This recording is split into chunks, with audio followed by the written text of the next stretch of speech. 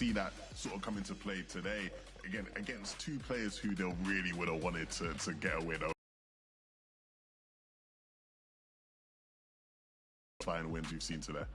Well, the lobby has certainly taken things up again. We'll be talking about how after this break.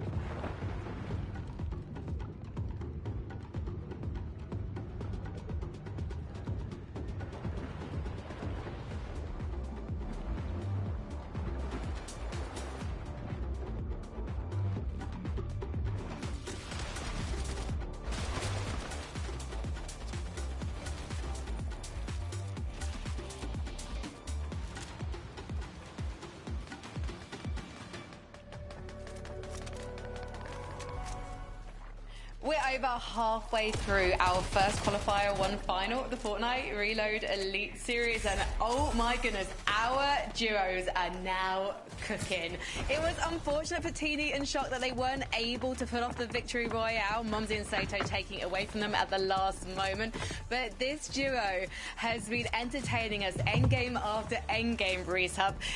Teeny, he seems like that clutcher for them. Shark, though, what a young gun. He's so impressive to watch. Absolutely, and like he's putting up the numbers right now. Before this match, he had 10 eliminations across the first 4, which is the second highest, only being beaten out by Pablo so far. And at some point in this endgame, he does actually get knocked, and he gets him full into the box. Teeny gets him back in, throws some of the med mist down, and revives him, which is an absolute crucial play. You know, if you've got a player on your team as strong as Frag in an endgame, as Shark, I'm doing everything I can to get him back up. Yeah, 100%. I mean, look, I think you broke it down pretty well. I think on a macro level, it's good to see Shark sort of having his true ascension, right? Last year was the, you sort of burst onto the scene, but the results weren't really following that hype. I think in 2026, we're starting to see him really position himself in, where his talent clearly deserves to be, higher up on them leaderboards, and now sitting in first place after Game 4. And we were expecting to see Chino and Pablo Wingu in that top 3, those 3 positions that we will be seeing our duos qualify to the championships in August 11. This is a duo that's incredibly consistent right now. Absolutely, absolutely. I mean, I keep waxing lyrical about these guys, but it's because one, they are just so fun to watch, right? Just seeing them move from box to box a lot of the time, it's really fun, right? Really clean, Reese. And I think the big thing with teams like this is that a lot of the times you're not seeing big macro mistakes, right? Like they understand how they want to play the game, and a lot of the time it's just about the execution, and most of the time the execution's great. I know, and something, you know, in a format like this, it's really, really critical because you're not getting big matches. You know, for the most part, you're not getting a huge amount of eliminations in the early and mid game. So it's very, very important that every single end game is as consistent as they possibly can be. And that's exactly what Chino and Pablo have done. You know, their highest and biggest match so far has been 5 eliminations, but their lowest has been 3. So they're just been consistently kind of middling out, and, you know, that's flown them up to close to the top of the leaderboard. Do you think they're playing slightly reserved, Reese? Because this is that we expect to be picking up lots of eliminations. I don't really think so. I mean, when you look at the way they've succeeded in trios, a lot of it was lurking, a lot of it was sneaking onto other players, and we've already seen that out of Pablo in, you know, game number 2, I think it was, where we saw early stuff. So they're managing to get a little bit out of that, but it seems honestly just kind of like their regular playstyle to me. See, I feel like the regular play style of Vico and Malabuka would be going for lots of eliminations, but early doors they were not getting off spawn, Levin. They were going out first sometimes, but this time they played things slightly differently. They got 2 eliminations. They were able to wipe iDrop and Marius, and you see the intention from them in this game was clear. We need to make up for lost time. We need to get on the lurk, get active, and so instantly they get those 2 eliminations into iDrop Marius and leave the POI, leave Slurpee, and run straight towards Twek and Midro split. They know these guys are still going to be looting. They're going to be split up. If we jump one of them, then thought process there, and throughout the rest of the game, Reese, super aggressive, causing teams problems, and this is what we were expecting to see them be able to do much more often in this lobby. Absolutely. What I just said earlier is that, you know, most people aren't having big matches. They're having consistent matches. Most players aren't getting high elimination games for the early and mid. This is the exception to that. They had 6 elims before the 7th zone, which is the first of all, the highest from any of the matches we've seen so far. And they're the first team to jump into double digit. Well, not the first team. They've surpassed the first double digit getting into 11 now as well. So a massive, massive match for them. It's almost disappointing that they actually ended up 5th there, because that's so many placement points that they missed out from such a potential huge game. They're not on page 1 of the leaderboard yet, but I imagine they're going to try more of the same going into game number 6, given that it's made a decent impact for them. If they get another few solid games like that, Levin, we could see them at least trouble the top 5, I would have thought. I mean, yeah, if you can keep having double-digit elim games and getting into top 5s and you know, doing sort of reset in terms of actually capitalizing on some of those extra placement points you get as you move closer to first, absolutely, don't rule it out, man. There's still a couple more games here for them to play with. Yeah, and they're not going to be happy with that. Let's be honest. That's a big match, right. But from being 20th, very bottom, they've moved up to 16th, which for a caliber of team who wants to be placing first, who said to me, this is going to be easy, it's only iDrop and Marius off spawn, you know, they're not going to be pleased still with it. So 3 more games, they've got to, you know, lock in. Okay, let's take a look at the points on the leaderboard, because I want to see what's realistic in terms of where our top placing duos are, who could potentially catch them. So, Shark and Teeny of the front page in terms of points. Yes, Pink and Frizz probably aren't going to qualify this time round, but if you look at the likes of Twek and Midro, they might have been bullied out of that lobby, but they're looking like they could potentially trouble the guys at the top. But Sky and Scroll, if we focus on them right now, their consistency is also incredibly impressive. It's like a Danish signature race.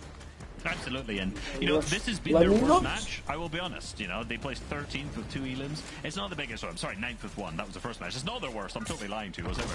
But they were keyed early on in this match by Chap and Flexi. So, you know, they had a rough start and they were still able to bring it into a relatively just kind of similar to the matches that we've seen before, like game number 1 where they weren't. Help me, it's lobby's too sweaty. They were consistently in those bad spots. You see Sky shockwave into the front side, completely opposite from what we've seen from their successful matches. So they were in a bad position and had to panic.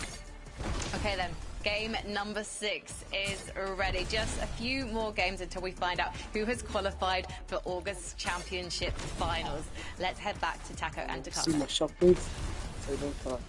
Thank you, Frankie. The pressure is getting on. I mean, Sky and Scroll are doing good, but there's players like Twek and Midro who were in that top 3 with the back-to-back wins, and now they've fallen short in the past 3 matches. I think they basically averaged like top 15, but the good news is that Battle Bus is ready. So let's get into Game 6.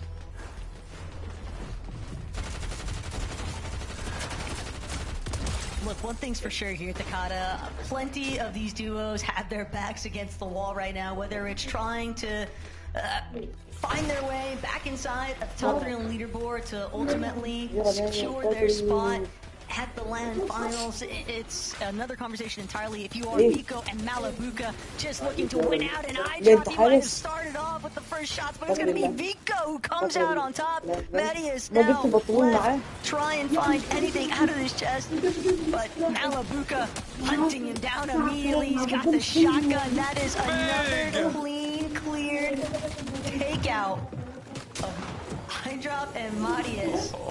Vico and Malabuka have certainly started to make their presence known here at Slurpee Swamp, and better late than never if you're these two, because another deep run could be the difference between them having a real chance at still breaking into the top 3.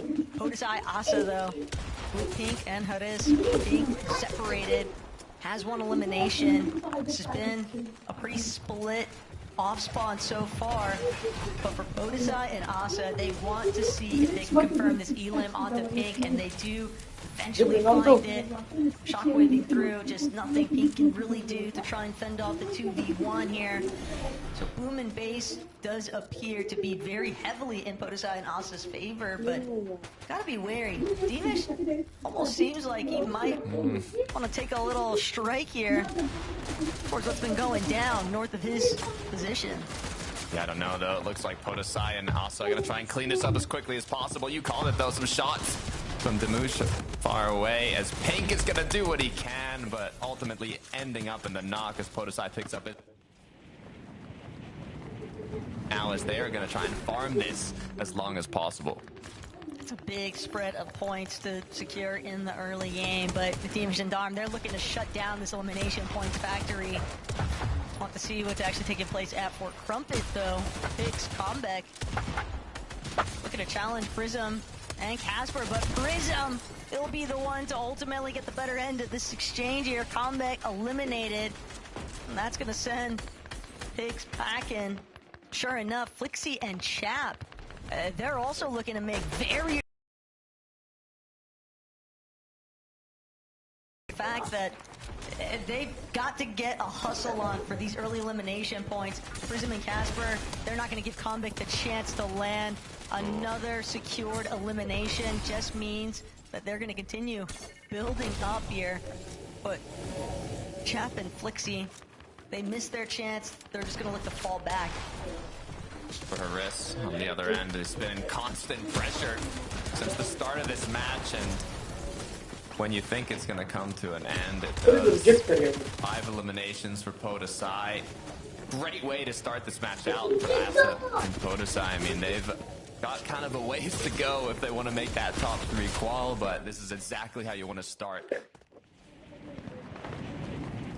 Everything that's been taking place, but Malabuka did scout Vexy, getting credit for that elimination.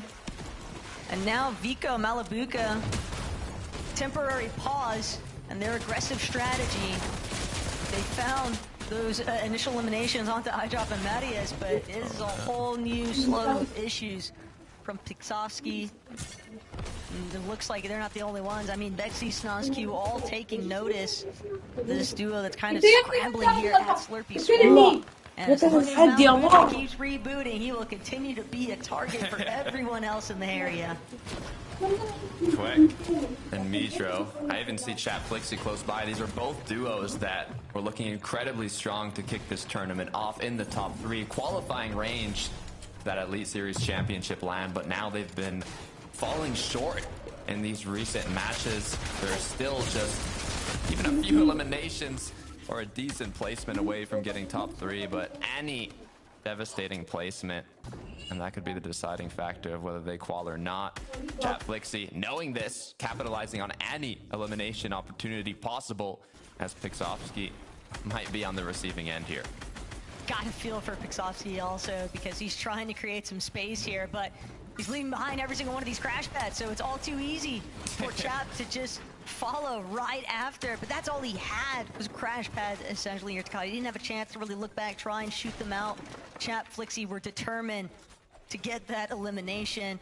Pablo, Gino, similar kind of mentality here. They want to look for a fight, they want to get a little bit scrappy, but they see it's Darm, it's Deemish, better just fall back, get a little bit more positional favoritism, and then maybe look to re-engage. Shark and Teeny, though, playing deep outskirts of Boom and Base now. They saw what Asa and Podesai were getting up to early on. 7 eliminations is a massive amount of points to secure.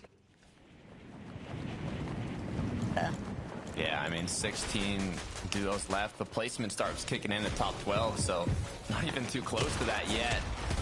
And they've already kicked things off incredibly strong. This is Deemish and Darm choosing to kind of just solidify a good position. Not as worried about eliminations, but they've still got a ways to go for that top 3. They're gonna need a big match. And it looks like they're setting themselves up for it. It's been difficult, though. I mean, even for some of these teams that we know what they're capable of doing in terms of fighting power, but Twek, Nidro might have stumbled upon the wrong duo this early. Doesn't seem like they're all that interested in fighting Darm and Deemish just yet. Darkos and Minori, though, another one of our teams, just outside that top 3 in that 4th place position on the leaderboard. They have had so much success playing off the south side of Steamy Stacks. But for Vico and Malabuka, they don't have any time to relax. They're just going to have to go all in right now up against Chap and Flixie.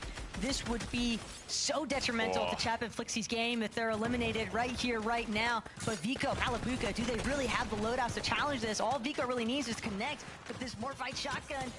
And instead, the Shockwave's just bringing him past. Flixie finally gets a huge chunk of his HP here. And now that's going to be the confirmation. But Malabuka, same time, same story. But it's Chap who's just a little bit less healthy here than Vico. So many builds, and Vico, hope think better of it. He doesn't want to take the risk just yet. That's going to be one more lifeline extended. Gonna re-aggress already onto Flixie. Chap just holding him at bay. Vico's hungry, you can tell. He's starving. He wants more of these eliminations. Matthew, Lusha. Doesn't look like a full commit from these duos, more a back and forth. As not too many elims are on the board. Edge of zone here now. Have to figure out a rotate in. The Storm and Deemish, as we were alluding to earlier, are not putting themselves in any risky situation here. As the zone has pulled kind of closer to the Steamy Stacks. This could be exactly what Kiro and Ping have been hoping for all day long, knowing that the competition's all going to have to come directly to them. They have opted to just face up, relatively high position. They'll have a really good idea of where the flow of this lobby is going to be primarily coming from. And Sky, Scroll, directly underneath the Steamy Stack Tower. Darkos and Minori still hanging nearby. I really do expect Sky and Scroll, though, to just continue to stick to their guns, play out their own games. It's been a little bit more passive, but when they've needed to pop off in those endgame circumstances, Kata, they certainly deliver. Yeah, you can see they're 10 points ahead of Minori and Darkos at the moment, holding on to that top 3, but one game is all it takes to disrupt that leaderboard. Good news is they have once again continued to play incredibly consistent throughout the early and mid game. The end game is what they were struggling with at the start. But once they found their rhythm, they have now been playing incredibly well to maintain that top 3. Chat Flixie on the other end, we talked about it. They looked strong at the start, now have fallen short. one good game could be all it takes to put themselves back into top 3. And with 3 eliminations already on the board, this could be the one. I was definitely impressed, though, by the level of discipline that was exhibited by Chappa and Vico, because it's got to be so tempting to just want to establish, like, who's going to actually be considered the better fragger in that instance, and yet both of them knew, hey, if I go down right now, that's going to leave my duo in such a terrible position. End game, and they just didn't want to take that risk. I think that's the exact kind of mentality that experience is certainly starting to showcase in their levels of play. Argentini are leaders of the pack currently. They have played very aggressive once it reaches that end game. You can see with the 4 shockwaves in the inventory, even the Flurberry, they are ready to once again do what they can to take that high ground, but it is going to be difficult if the zone ends around here. Ping Hero, though, have decided to drop down. The real success metric, though, has just been consistently been making decent placements in those end games, and we have non-stop